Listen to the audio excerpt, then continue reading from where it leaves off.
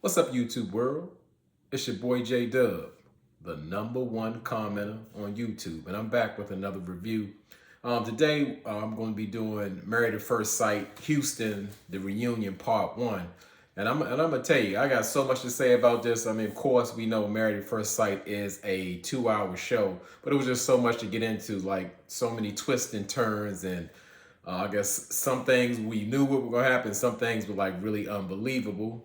So for those who are not familiar with my channel, I do reviews, and let's call them light reviews. Where I don't get every single point that there is, but by being the #1 commenter on YouTube, I most enjoy y'all getting down in the comments, commenting on what I said, what you seen, what I may have missed. And again, because to me, as the #1 commenter, that's the best part of the review, to hear y'all opinions and us go back and forth, learning, having fun, hearing differences of opinion. So again, that's where I live at, in these comments, and I live in other people's comments, but especially in my own. So I really look forward to it. So we're gonna get right into the review, and we the first couple they start out with, we see Level Up Gil and Myrla. Now this is like a totally different Gil we've seen, like from the episode. Gil has, got a full beard going on. I was kind of looking in detail, trying to find any little thing that may say, does Gil have like a beard weave on or something, a lace front on his beard? But to me, as being a beardologist as myself, it checked out. So now, not only Gil got the beard, full beard going on, he's got a tailored suit on. He's got the red bottoms, and the host, Kevin Frazier, asked him, like, has Myrla taken him to the dark side? Because as we know, uh, this is totally opposite of what Gil's believe. Gil's like a minimalist. He doesn't need anything. He doesn't need much. He considers luxury. He kind of just gets away from it. He doesn't want to be a part of it. He just wants to have what he needs. And Kevin gets right into the situation with Gil and Myrla, and asks Gil, like, of course, there's been a lot of criticism of people saying that, hey, Gil has been like poking and picking at Myrla a lot, and asked Gil, did he think he crossed the line with Myrla of of always like criticizing her or making comments about her? And of course he says no. And Kevin asked Myrla the same, pretty much was she bothered by what Gil has been doing or poking? Because Gil says it's just like out of out of fun. That means I like you. That is so like juvenile, especially in this process where you're putting two strangers together in a marriage they've never met. And how would they take that? By coming off like such aggressively, and just almost picking them apart, breaking them down. And Gil, it says, like, it's more like a term of endearment. If I'm talking about you constantly, bringing up things about you, I like you. Yeah, that's like the playground, elementary kind of thing going on. And uh, as far as Myrla goes, she actually was bothered by all the poking and prodding and comments, and Gil's like, well, I never heard about this. Is like brand new to me. And Myrla pretty much says, well, I was communicating that, was saying, like, when I was like denying it, like when Gil says she's a diva or a brat. But either way, she kind of absorbed the information and said that she would make changes. So he felt like, Myrla wasn't being, I guess, she wasn't being forthcoming by not saying, like, hey, I don't like when you do that, stop doing that. Because she never says that. It just doesn't show that that's Myrla's personality. And Kevin goes on to say that, like, Kevin says that Gil, he was just so patient with Myrla, and he belongs on the Married at First Sight Mount Rushmore of like the best husbands. I didn't see it that way. And as I saw it, it was just Gil picking Myrla apart, trying to break her down, especially when he found out about like what type of money she made, and that brought like a brand new insecurity in for him. And Kevin also asked Gil, all that patience, all that hard work you've done, did you feel like it was worth it? I didn't think he really answered the question, but we discovered like 2 weeks later that they actually broke up. Once Gil and Myrla moved to their brand new apartment, I was like, what's going on with that? I mean, they were like, why would you think? Gil, of course, made it known that he was all the way in. And you would even see Myrla getting emotional often and praising Gil and talking about, he's more than she could ever ask for. And, he's just such a wonderful husband. And I was just like, I was really shocked by that. But as we see, there was some type of underlying problems that came to surface, because I really believe, like with any and all the couples, they're always going to be different once those cameras go away. Because I mean, it's truly real life, and that's when a lot of things that are going to surface or kick up, because you're no longer playing for the cameras or even have to deal with them. It's just y'all two. And Gil said he pretty much sold everything he owns except his blender and his dog, to move into with Myrla. And I wasn't surprised about that, because I guess Myrla and him going to a new luxurious apartment, I could only imagine what Gil's furnishings would look like. And we know Myrla's not just having that. She's not going to live that way. So that didn't surprise me, but it kind of showed me that he was all into the process. He was willing to let go his past, just to be with her. And, maybe he needed a little bit of a security deposit for the rent, but I don't know. Myrla says, like, pretty much after the process of Married at First Sight stopped, her kind of deal breakers came into play, and she just put it out there and was saying, like, because she never said this before. We could kind of pick up on the cues when they first met, like when they were being matched up or married, that she wasn't really attracted to Gil. And I always said from the beginning that they set her up. If she specifically asked for a guy with a beard and some hair, but I don't have no hair, but she asked for that, and you go out and go get the exact opposite what she asked for. And she also asked for a man who had an established career and that was financially stable.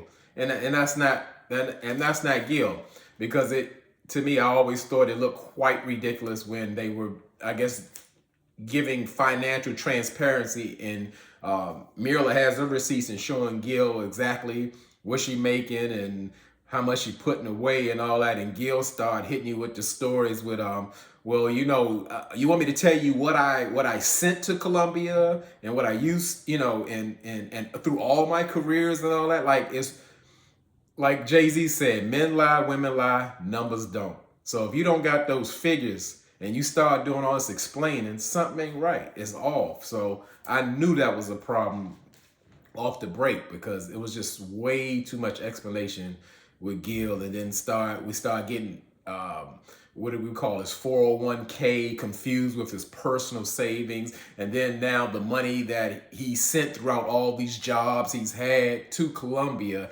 he doesn't have access to it to contribute to a new household for them. So Myrla being financially sound, that's not going to sit well for her. It's going to be all types of red burning flags that she's not going to want to deal with. And I don't know if she masked that or they resurfaced later, but as we see, that was a problem. So I mean, everything came out, and we not only did we see a different Gil, we saw a different Myrla. You could really see like the disconnection she had with Gil. Before, she was like all over him, and you can see that they've connected in some way, with the affection, the way she speaks to him, her body language. That was all gone. And you could see how hurt Gil was. You can see the hurt in his eyes. His eyes were glossy, were like he was going to break down and cry any minute. And Gil said he felt blindsided, and I could agree with that, because Gil was saying like, hey, our entire relationship is built off of communication, and that should have came up. But Myrla has a different take on it. She's saying like, hey, when I say I'm not that way, that means that's how it is. And just from Myrla's body language, you can tell she's like done with him. She's like totally checked out. And Gil pretty much says like, hey, I'm still in love with her. And the host even helped twist that knife deeper in Gil's heart, asking like, hey, well, if Myrla said if y'all could be back together, would you do it? And he was like, yeah, I'll be hesitant. And, of course I'm still in love with her. But, yes, the answer is yes. He would take her back in a minute. And Myrla put it out plainly, so we won't have any more communication issues. She just told him like, hey, I don't want to be married to him. She, that doesn't have a reflection on him as a man or person, but he's not the man for me. And I mean, that was just that was just really tough. But I guess the point I really missed, or what I thought about, I think like Gil, he really showed up. Gil showed up as himself. When I say showed up as himself, and that's not in a positive way, in a manner of him defending all of his passive aggressive remarks. He was pretty much saying that Myrla, because she's never heard this in a relationship, that means everyone that she dealt with is just like her. And he was so adamant about that. And Gil doesn't even know about her past relationships or the people. So how can he say that? Just because they don't think like him or feel the way he feels, they just have to be just like Myrla. And I believe he had those type of insecurities there before that he was projecting on Myrla, and he definitely has them now, because now he's just totally rejected by Myrla, and it's a wrap, and it's done. And like R. Kelly said, when a woman's fed up, like Myrla is that picture. She is so done with him. I don't care what you would do. She's just not there. And of course, me being the #1 YouTube commenter, I hear different theories like in the YouTube streets, and it's kind of making sense, where some people are going with the theory like you can see like the switch just turned off. Could it have been something that they had an issue with, maybe intimacy or some sort? Because we look back in the flashback, Myrla's Dr. Pepper asked Myrla how important was sex to her, and she said it's a 10, and she wants to have it as often as possible. And I don't know, because it really just doesn't make sense unless it's some type of conspiracy where they do actually get a bonus for staying together, and she did it and it was worth it. And she just, again, internalized all of those criticisms that she received from Gil and just, paid him back later. So I really don't know what to say. And I definitely want anybody who even touches the comment section, get down there and tell me your take or your thoughts on this Myrla and Gil situation, because it's crucial. It just blew me away. I thought personally that Myrla shouldn't have said yes on decision day, but it's hard to say that when a woman's just saying, I just enjoy you so much. I'm so glad that we can wake up together every day. I'm just so happy beyond I ever thought I would be. Who would dispute that? It was like, well, it sounds like you found happiness. It sounds like you found love. And even Myrla threw like what we call something different in the game when she's saying like, hey, that's why I was telling Gil I never loved him. I wasn't, into him like that. We all heard her say that I choose to love my husband. So we're going to take that you have made a choice to love your husband, not you're going to love him later or it'll come later. Nobody took it like that except her. It was like, to me, it was like a play on words. And that kind of showed up in Myrla's character. And it just followed the theme of like this show. A lot of people in here have lost credibility with the lying and the deception. It's just a big old mess. I mean, that I was kind of shocked, because she went forward. Now, if she had she said no on decision day, I would totally get and totally understand. This one threw me for a loop. So all I can say is Gil was going. He was going through it, and so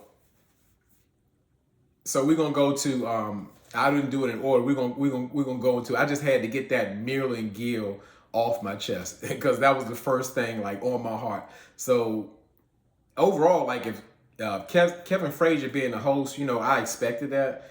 He didn't. I felt like he could have done a better job. Sometimes he went hard, sometimes he didn't. Like he didn't show up in some places. So when he was talking with Jose and Rachel, and they continue to push this production narrative of of having a perfect marriage. That's what That's what they've been doing all the time. It's more so, to me, it comes from Jose, but Rachel like goes along with it, as they said even before she got matched. More so like she is, let's say, a doormatish. She's gonna be a go along to get along, and that's exactly what she's doing. To me, again, like this matchup is showing that Married at First Sight, they don't match for success. They match for the drama, or people who can trigger people, or people who can manipulate each other. And that's what I think they set out to do, because that's what it looks like. And Jose and Rachel, they didn't disappoint. They took that perfect ball, and they're still confessing their just how much, you know, they enjoy one another, how Married at First Sight picked the perfect person for them. It's just beyond of what they even can pick. Jose said, I had a list. I had a list, Kevin. And, you know, Rachel checks all those things off. And we found out they're not even together. So like with all these things, they've picked the perfect person for you. They've exceeded your expectations, but you can't stand to be together. That doesn't make any kind of sense. You know, somebody's not telling the truth. Somebody's lying. It's just not working. It's not adding up. So, but one thing I did like about Kevin Frazier, that he put Jose's feet to the fire about Jose locking Rachel out. He was like, come on, like you can't keep playing with us. You know, I gotta hear you say it. He just wouldn't let it go. He made sure Jose, he wouldn't stop until Jose admit, like, okay, I did lock her out. I locked her out. He says, if it's black and white, let's just say I locked her out, because Jose, he just didn't want to do it. But Jose wouldn't admit that the intent was to teach Rachel a lesson. He just wouldn't admit that part. He had to come off some type of misunderstanding. But to me, Rachel, in the doormatish way, she comes right behind him to just make an excuse for him to say, like, well, he just thought I could stay with the other cast members or whatever. That's why she was banging on the door trying to get in, because her husband thought that she could stay with other cast members. She just went right to somebody else and stayed. But what I didn't like that Kevin didn't do, he never addressed, once Rachel got locked out, she went straight to her ex to pick her up and all of that. First and foremost, because they're in a process, I know productions are supposed to kind of stay out of those things. But if Rachel doesn't have anywhere to stay, to me, production is responsible for her. So they should have got her an extra apartment or whatever, a hotel, anything. They should have been responsible for that. So, yeah, people have different opinions, saying like, well, Jose locked her out and Rachel could do what she wanted after that. I guess she's single after she got locked out of her apartment. Well, it's not so much of Jose, it's so much of Rachel going back to the same patterns. Like if something goes wrong, she's going back to her ex, because she cheated before in a situation. So it looks like she's on that kind of same pattern. Once she did that, I really couldn't trust her. And I know for a fact, I'm not a part of production. I don't have a camera that tapes Jose and Rachel. But when they got in that house, I know that was an issue. Jose wants to know what happened that night she left, even though he locked her out and put her away. And pretty much a reason why they weren't able to, I guess, cohabitate or after Married at First Sight is because Rachel was saying that they constantly have so many arguments, and Jose was, in a nutshell, has just been acting kind of funny about, what she's moving in, like she has too much stuff. We saw like, how nitpicky Jose was when he complained about her pencils that she collects from around the world because she likes to take trips. People often do that. They would collect postcards, shot glasses, all kind of stuff, just to remember, like, hey, I went to this place. But Jose had a problem with that, so I knew that he wouldn't be welcoming Rachel and all her stuff into his home. It's more like a dictatorship instead of like our home. And people have like their different opinions on that as well. I'm thinking that, okay, if you're not going to, let's say, buy a neutral home, and I get that people don't want to do that, or especially in a new process like that, if you're welcoming your spouse into the home you live in, you should welcome them truly like that's their home as well. And just like the marriage, you work on it together, not you have the rule of it, or because she's new, she can rule the whole house. You work at it together, and none of that spells Jose. That's what I can say. So they said Jose and Rachel said they've been broken up, but we can use that term broken up. They're not boyfriend and girlfriend. They're married. So let's say they're separated for a month, and they're, I guess, in that month's time, they're back trying to date again because Jose has really put it out there that he wants to be with Rachel and he's willing to do what it takes to kind of get things back together. And Rachel pretty much backs it up and said like they're on a reset mode. And that's like a favorite term out of Married at First Sight. Everybody wants to do a reset. So when things ain't going right, like time out, let's start this thing all over again and try to reconnect and put things back together like through dating. So I can't say, in my personal opinion, I don't know if that's gonna work, because we know Jose's already shown us who he really is, and I cannot imagine if he doesn't have a camera in his face. We've seen how he behaved with cameras in his face, so I don't know. And between Jose and Rachel, we see that they still have that issue of differences in travel. Because again, Rachel has made it known that traveling is something that's very, very, very important to her. And it hasn't changed. It hasn't changed at all. So Rachel's still talking about, hey, I want to go to Switzerland, and we know it's expensive, but on the episode of Reunion, Jose's puffing his chest like, I got the means, he always making some kind of masculine stance. I got the means. I can pay for trips. It's just that, I like to, just, go all out when I go for trips. That's not what he was saying. Everything he was saying before within the show is a reduced type of effort that Rachel wanted to do. So if Rachel wants to go to Switzerland or go to some beach in a foreign country, Jose wants to take you to, Las Vegas or New York or something like that. And Rachel says she really doesn't feel like that's a true vacation. She wants to go international. But all of a sudden now, it sounds something like it's rehearsed. Jose's going all out. They planned a trip to Mexico, and Jose's spending all this money. And Rachel's like, no, that's where I budget. I don't want to spend a whole lot of money. And I get it, because her trip probably costs a lot of money. She doesn't have a lot to splurge. She just wants the experience. And I could get if that was genuine about Jose, because like, I don't want to stay in meager accommodations. I want something nice and beautiful and luxurious because we're out. So, people travel different and people have different mindsets of that. So Summer Rachel just needs to get out, and she wants to be gone. She wants to be, because I guess she has the summer off as being an educator.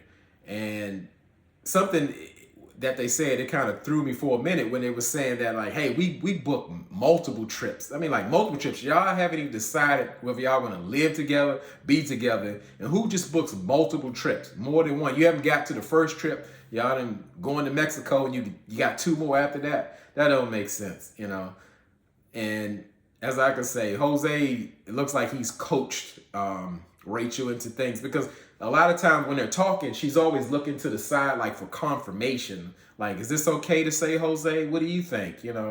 I'm just not buying it at all. And as I said, to me, it's a disaster. Jose is absolutely controlling. And to me, Rachel is the perfect person for him to control. A person who has a doormatish mindset and go along. Because, again, they're basing everything as perfect in their marriage. They're the perfect people. All the boxes are checked, but they can't stay together. It makes no type of sense. And we've seen just from the beginning, just the patterns of them. They've been talking perfection from the beginning. Jose will just go off and dismiss and throw away and throw things at Rachel. And Rachel the whole time will be making a whole list about like all the things that Jose does that's negative. This is like it's like a sham. It's something like they're just playing with us. And I said last year, like after watching Kristen Page in that last season, I was like, I don't even want to watch this stuff no more. And this is, I'm like Jose and Rachel. This has exceeded my expectation. The toxic, the fakeness, everything this season has exceeded what I thought it would be. And I said I wasn't going to watch, but you know, hey, I'm in the YouTube business, and I don't just want to abandon something like, you know, like a show like this, because this is one of the top shows, and I felt like I had to get involved with it, but it didn't disappoint. They've exceeded my expectations. But as I say, you know, I don't like my videos to exceed 30 minutes, and I have so much more to say. So right here, we're going to take an intermission and break for part 2. So join me in a few for part 2 of Married at First Sight, Houston, the reunion part 1. Signing off.